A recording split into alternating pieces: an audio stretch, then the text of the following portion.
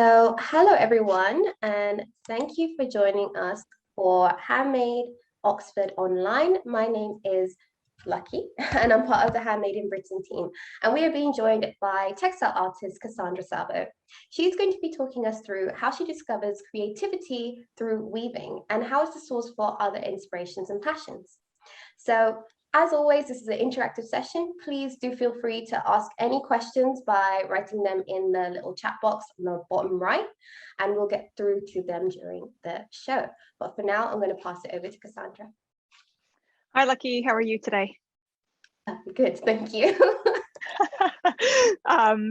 Yeah, so it's really great to be joining you on this live session, and I really wanted to just say hello to people who've been following me, especially because I have a number of people who ask me questions often about creativity, not just in my own practice, but what they can get out of either doing a workshop with me or just talking about my experiences.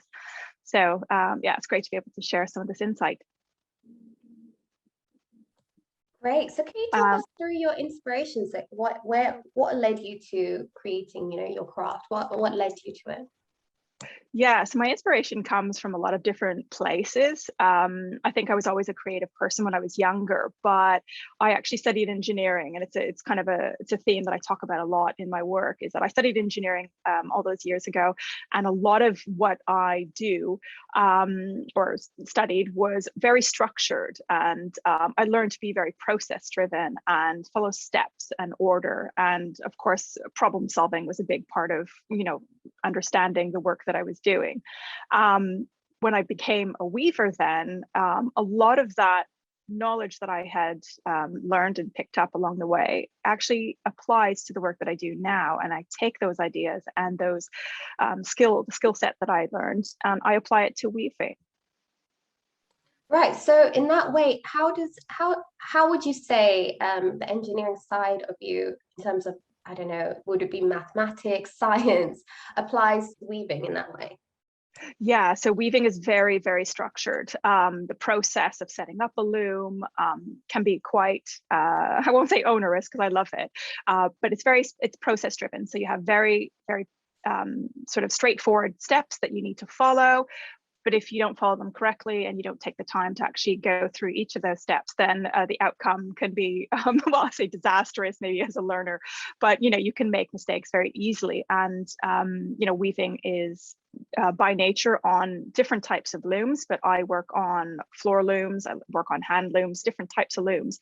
And the bigger pieces of equipment like floor and table looms are mechanical. So you actually have to have a pretty good understanding of how equipment works, because when your loom breaks or something's wrong, you have to troubleshoot and work it out for yourself. So it's not just from the way that you actually create products, but also the knowledge that you have to have for weaving has to be often approached differently.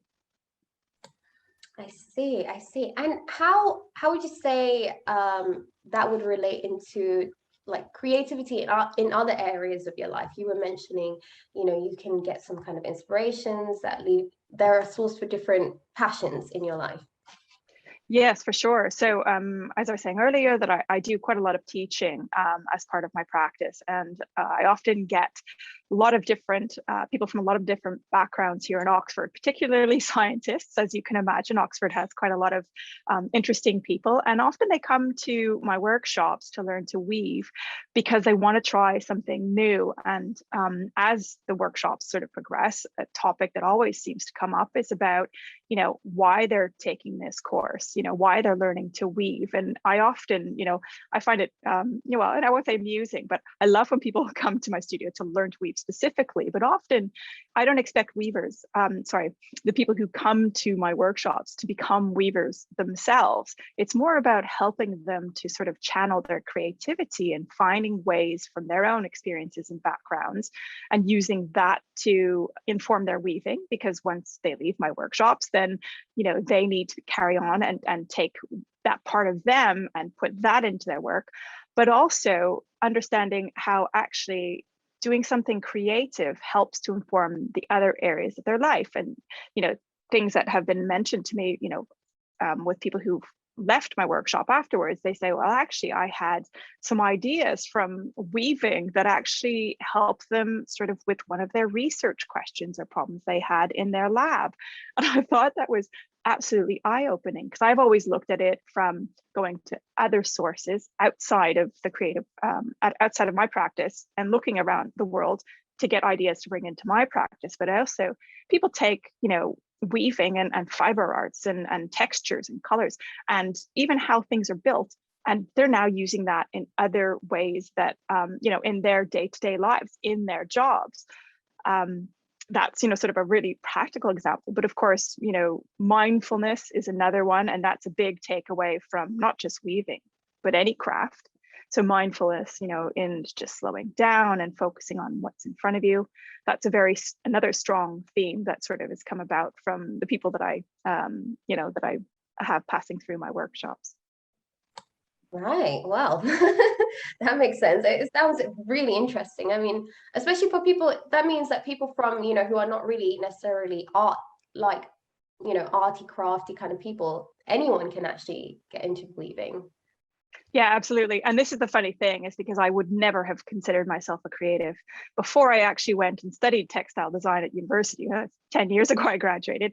I wouldn't have thought of myself as a creative. And I realize now, of course, that I was incredibly creative when I was younger, but I just didn't have the right outlet or the tools to show that creativity, because I couldn't draw as a youngster. I mean, I say I can't draw. I mean, I can draw, but not the way that I thought was important enough to be able to communicate what was up in my head to put out onto paper and pen, and only learning how to develop my skill set and having a loom at my disposal to design and create until I had that, tangible, object in front of me. I didn't actually realize that I was creative. So, coming from an engineering background, I had to unpick and unlearn quite a lot of the things that, meant that I was always doing very structured things. And I was told once I was very literal. It's because I wasn't tapping into that creative side of my brain. And of course, studying helps to break that down over time. So if you're someone who, again, comes from a different background and you're wanting to learn something creative, it really does help to, over time, it does filter through, and you can tap into your creativity by doing something craft related. And again, vice versa. Sometimes what you're doing in front of you pulls into, your work life, and, like the problem solving skills, the steps that you take in order to work something out. Sometimes that creative side actually is really a practical thing that you could put in place in the workplace. Definitely. I was going to say, because you have such a beautiful backdrop, could you explain to us some of, like, the items behind you and also your tools? It looks fascinating. Yeah, sure. So the big balls of wool that you see behind me are actually merino wool, and that's wool roving. So wool roving is a fiber that it starts as roving, and then it gets spun into finer yarns. And I actually work with both. So I started off by experimenting with wool roving as a material to weave with.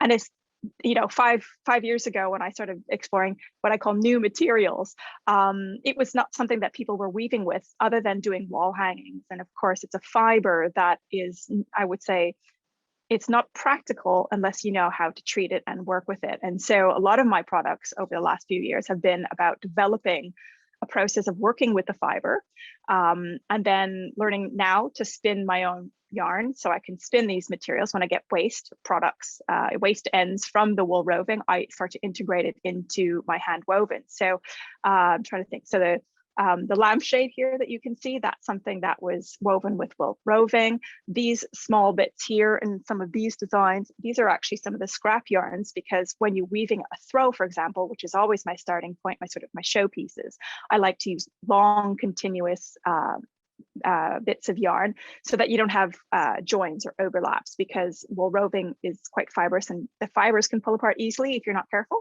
So by avoiding having joins, you have a stronger fabric, which creates a stronger product. So if you're making products with the wool roving, you have to be very specific about how you work with it and how you treat it. I've also started doing some circular art, which features some hand dyed yarns and some of my hand spun yarns. So over the last few years, my practice has evolved. So it started off purely with working with wool roving, and now it's kind of adapting things to kind of create new products, and just trying out new things that kind of keep pushing that boundary for me. So how can I try something new with it? And again, it probably stems from that, I say, that engineering background of curiosity and problem solving and working through how you work with materials to kind of just keep it new and fresh and interesting. Right, it's beautiful. They're all beautiful pieces. Could you show maybe take some of your throws? I mean, I know they're really beautiful. Do you have any that you can open up and? Sure. I'm just gonna plunk some of these cushions down over here. There we go. And how long does it typically take you to make one of the throws that you're going to show? Yeah, several days usually. So this is one of my most complicated, most complex throws that I've made, and it's featuring a combination of merino wool and blue face Leicester, and it's got some unique sort of blended yarns that I use wool roving. I mean, so something like this will take a couple of days. So everything is hand finished. And the front is very textured and very rich, and it's got a technique called sumac that is really enticing. But then on the reverse, you get this really interesting pattern, to show kind of like two sides of it. And sometimes I often find that the reverse is almost as interesting as the front. So so this is definitely one of the most time-consuming ones that I've woven before. And I think I have. This one actually is a really great one. So I don't know if you can see that. So this one is a throw that actually uses all those remnants that I was talking about, all those waste fibers. So again, trying to keep as many continuous fibers as possible with the products is really quite important, unless you're weaving them a certain way so that they stay strong and they're felted. So I wash all my products in order to start that felting process, so they don't sort of get destroyed. Because often if you weave directly with like wool roving without actually treating it, and you just weave it and then use it, it felts into an absolute mess. So you have to kind of think about how many times, the process, the heat, the length of time that you actually wash your products in order to create sort of a more sturdy fabric. And so these ones, the technique that I've used and the process to finish it means that these shorter lengths actually become usable. So that was quite, an eye opener for me, trying to think of ways that I can create a product that also uses my waste yarns. So that's quite an important part of my practice as well. Wow, so a lot of sustainability that you consider kind of things when you're creating your pieces. That's beautiful. And could we just see the cushions also?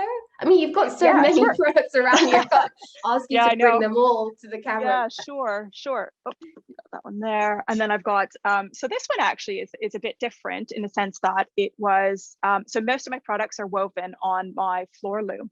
And actually I've kind of, if I just switch that there, you can kind of just make out my floor loom over there. And so normally that's the one. I've got a warp that I'm just about to set up. Again, I'm kind of working on stuff. So that is my go-to piece of equipment to weave my products. But over the course of lockdown, and actually several years, I've been developing for my workshops my own loom. So I'm going to show you my loom design, and it's a frame loom that I used to teach people. So people who love the look and feel of something that's woven on a hand loom or a floor loom, you can't often achieve the same results on a frame loom. So I've designed a new frame loom that has narrow spacing, which enabled me to weave something like this. So it was designed primarily for me to be able to have a portable loom that I can then weave products that have a similar feel and look to the kind of stuff that I normally design. And so this one was actually woven on my frame loom. And I'm really proud of it, because I think it's, it's a different way of working, but it's my way of working. So now I can also teach people more, regularly, the way that I teach and learn and weave. And this is another one that's woven, again, kind of similar to the throw I showed earlier, but it's a cushion just again with sumac and that lovely chunky style. So that's just two examples of the work I have. I have loads more designs and cushions, and just hopefully I'll get to get weaving again soon. So busy at this time of year. I can imagine. But Thank you so much, Cassandra. And we did have a comment from one of the panelists saying they love your background. It's absolutely stunning. It's true, 100%. And your Thank you. items are beautiful. So everyone, thank you for joining us. And please do go and visit Cassandra's shop. I've popped a link to her shop in the chat box there. And if you can go and have a look at her beautiful items and have a purchase, you know. But thank you everyone again for joining. Up next, we're going to be joined by Effie Burns, who is a glass artist. So please join us for that at 1 p.m. But for now, we'll say goodbye and thank you again, Cassandra. Thanks, Lucky. Take care.